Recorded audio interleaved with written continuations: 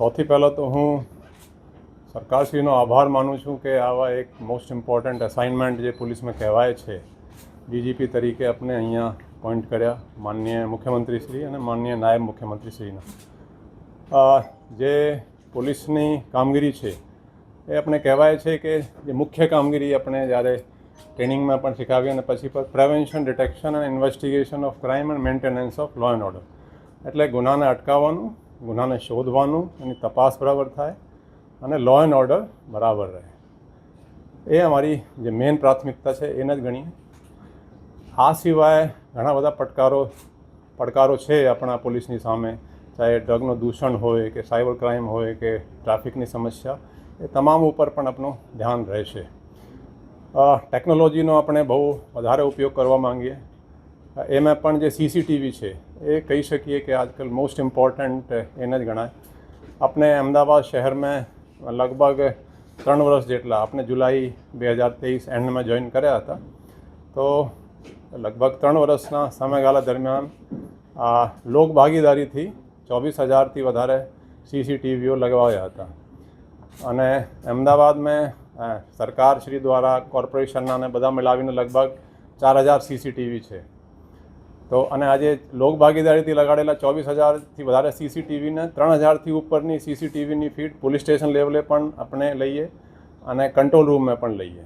એટલે આ લોક ભાગીદારીથી જ થયા છે. તો એ આપણે ફર્સ્ટ પ્રાયોરિટીમાં અમુકમાં જે અમુક પ્રાયોરિટીમાં આને પણ આપણે પૂરા સ્ટેટમાં જે અમુક સિટીઝ છે લોક ભાગીદારીથી વધારેમાં વધારે સીસીટીવી લગાય એ આપણે પ્રાથમિકતા રહેશે. આનાથી તમારો જે પ્રિવેન્શન ઓફ ક્રાઇમ પણ થશે, ડિટેક્શન ઓફ ક્રાઇમ પણ થશે અને જે ઇન્વેસ્ટિગેશન છે એટલે આ તમામમાં આ બહુ કારગર ઉપયોગ થશે. આ સિવાય ગુનેગારોને કાયદાનો, પોલીસનો થોડું ડર રહે એ પણ આપણે એ રીતેની પોલીસિંગ કરતા આવ્યા છીએ અને એ પણ આપણે કરતા રહીશું. આ સિવાય જે પબ્લિક ગ્રીવાન્સ રિડ્રેસલ સિસ્ટમ છે એટલે લોકોને પોલીસ સ્ટેશન તેમજ જિલ્લામાં જ એ લોકોનો જે કંઈ ન્યાય છે એ ત્યાં જ મળી જાય, એ લોકોને અહીંયા સચિવાલય સુધી કે ડીજી ઓફિસ સુધી કે ઉપરી અધિકારી સુધી નહીં આવવું પડે એ રીતેની પણ આપણે એફર્ટ્સ કરીએ, વ્યવસ્થા ગોઠવીએ. આ આપણે અમુક પ્રાયોરિટી છે. ડ્રગના દૂષણ જે વધી રહ્યા છે એના માટે આપણે જેટલા એફર્ટ્સ છે, અમદાવાદમાં પણ ખાસા એફર્ટ્સ કર્યા છે, આખા સ્ટેટમાં એન્ટી નાર્કોટિક ટાસ્ક ફોર્સ પણ એના પણ પ્રોસેસ ચાલી રહ્યા છે. એ શરૂ થશે તો એ ડ્રગ્સના આપણે ખાસ પ્રાયોરિટી આપવાના છીએ. આ સિવાય સાયબર ક્રાઇમ પણ એક મોટો પડકાર તરીકે ઊભો થઈ રહ્યો છે. અમદાવાદમાં અમને એમના કન્ટિન્યુઅસ ટ્રેનિંગના પણ સિસ્ટમ ગોઠવ્યા છે. ત્યાં સાયબર ક્રાઇમમાં ડિટેક્શનના માટે બરાબર ડિટેક્શન થાય, વધારેમાં વધારે ગુનાઓ પણ નોંધાય, એ પણ આપણે પ્રાયોરિટી છે. તો આ અમુક પ્રાયોરિટી છે. આ સિવાય એડમિનિસ્ટ્રેશન પણ ઇમ્પ્રૂવ થાય, જે બધા જ પ્રાયોરિટી છે. ડીજી ઓફિસમાં ખાસ કરીને વહીવટ થોડું એડમિનિસ્ટ્રેશન બરાબર ચાલે એ પણ આપણે એક પ્રાયોરિટીમાં રહેશે. સર, ગુજરાતના ગુનેગારો એ સંદેશ છે કે ગુનેગારો કાયદાથી, પોલીસથી એ લોકોને બીક લાગવી જોઈએ. એ હું સ્પષ્ટપણે કહેવા માગું છું. એ કોઈ કાયદો હાથમાં લેશે તો એના વિરુદ્ધ પોલીસ કડક રીતે કાર્યવાહી કરશે. અને સામાન્ય માણસો જે છે, સામાન્ય જનપબ્લિકને પોલીસમાં ટ્રસ્ટ હોય, વિશ્વાસ હોય, એ રીતેની પોલીસિંગ આપણે કરીએ. સર, આવનારા મોટા બંદોબસ્તો ખાસ કરીને ઇલેક્શન 2027 આવી રહ્યું છે, તો એક્શન પ્લાનો એના કેવા પ્રકારના રહેશે? રથયાત્રા જે છે આવી રહી છે, એક્શન પ્લાન શું બનાવી રહ્યા? નહીં, ઇલેક્શન તો છે તો નેક્સ્ટ યર છે. આ ટૂંક સમયમાં જ આપણે 16 જુલાઈના રોજ અમદાવાદની રથયાત્રા, જે કે આખા વર્ષની કહી શકાય કે સૌથી એક ચેલેન્જિંગ બંદોબસ્ત રહે છે.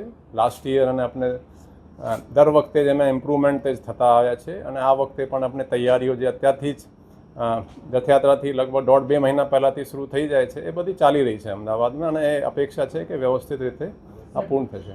કન્વેક્શન રેટ ઓછો છે ગુજરાતનો અન્ય રાજ્યોની કમ્પેરિઝનમાં. આ કન્વેક્શન રેટ વધે, લોકોને ન્યાય ઝડપથી મળે, એ માટે કયા પ્રકારના પગલાં લેશે? જે મેં વાત કરી કે કન્વિક્શન રેટને વધારવા માટે જैसे આપણે જે સીસીટીવી છે એના જે પુરાવાઓ પોલીસ વ્યવસ્થિત રાખે સાથમાં, એ તો એમાં સાચા ગુનેગારોને પણ પકડાય અને વ્યવસ્થિત રીતે તપાસ થાય. એના માટે આપણે અમદાવાદમાં છેલ્લે હુકમ પણ કર્યા હતા કે કયા રીતેના તમારે એવિડન્સ લેવાના છે.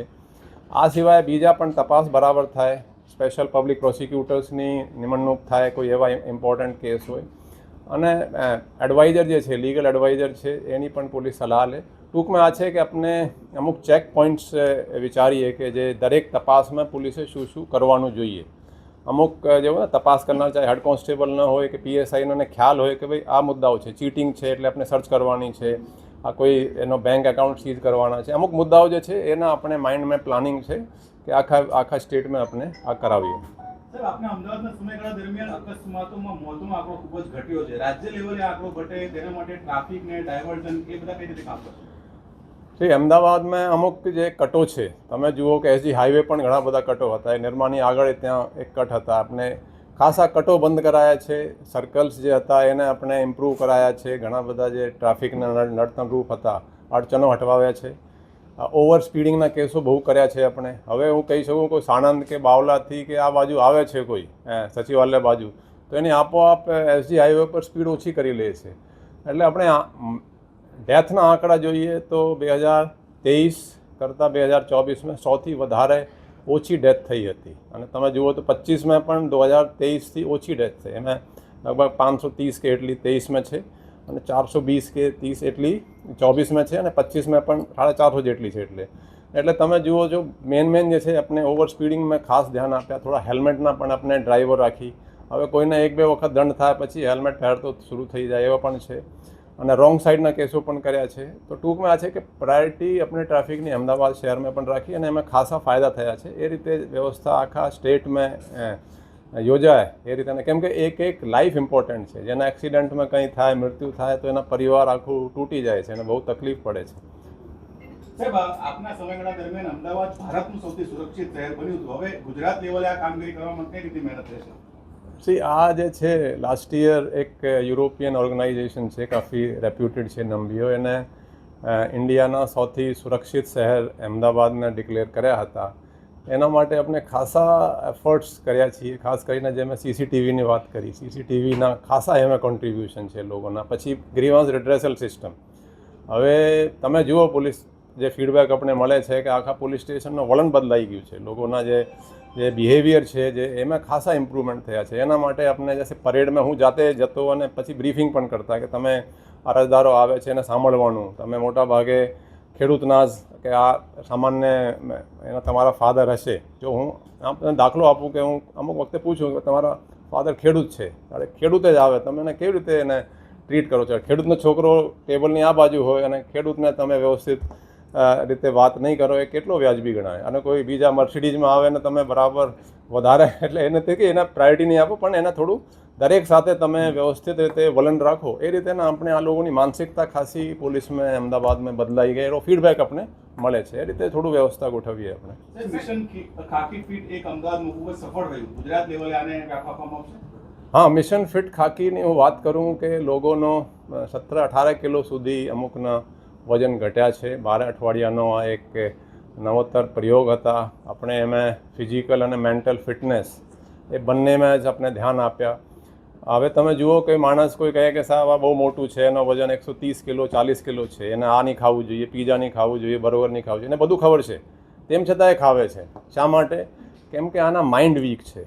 આપણે આ એક કોર્સ છે જેમાં ફિઝિકલ અને મેન્ટલ ફિટનેસ બંનેમાં ઇમ્પ્રુવમેન્ટ આપણે કરાય છે. એને પોતે જ લાગે અંદરથી જે છે કે નહીં આ આપણે નહીં ખાવાનું. તો એ લોકોને હેલ્ધી ડાયટ ખવડાવવા માટે એ લોકોને એક્સરસાઇઝ, યોગા, પ્રાણાયામ, મેડિટેશન એ બધું ઓલ ઇન વન તરીકેના આપણે જેને જે આપણા અનુભવથી જે આપણે લાગ્યા કે આ રીતેને એક ડાયટ તૈયાર કરી છે. એમાં લોકોનો આજે મેં ત્યાં જઈને જોયા, એના મેડિકલ રિપોર્ટ આવ્યા છે, એના કોલેસ્ટ્રોલ ઘણા બધાના ઓછા થયા છે, ટ્રાઇગ્લિસરાઇડ્સ ઓછા થયા છે, એના અમુકની બીપીની ટેબ્લેટ છૂટી ગઈ છે, અમુકના શુગરના ટેબ્લેટ એ લોકો હવે નથી લેતા. ઘણા બધા ઇમ્પ્રુવમેન્ટ છે. તો એને આપણે થોડું એનાલાઇઝ કરીને આખા સ્ટેટમાં પણ આપણે એને ઇમ્પ્લિમેન્ટ કરાવવા માંગીએ. હવે કેવી રીતે કરાવીએ? કેમ કે હું તો ત્યાં જાતે ત્યાં 12 અઠવાડિયામાં હું 12 વખત સવારે પીટી પરેડમાં ગયા હતા સવારે.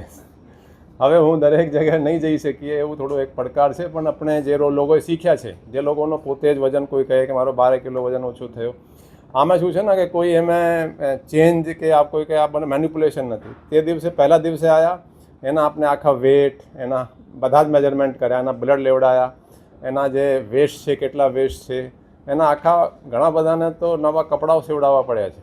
અને પછી છેલ્લા દિવસે પણ એ જ પ્રોસિજર મુજબ એના આખા બ્લડ સેમ્પલ લેવડાયા, એના વેટ અને બધું એનો ચેક કરવામાં આવ્યો હતો એટલે બધા સાયન્ટિફિકલી આપણે આ મિશન ફિટ ખાકી કર્યા છે અને ખાસા એમાં રિઝલ્ટ આવ્યા છે.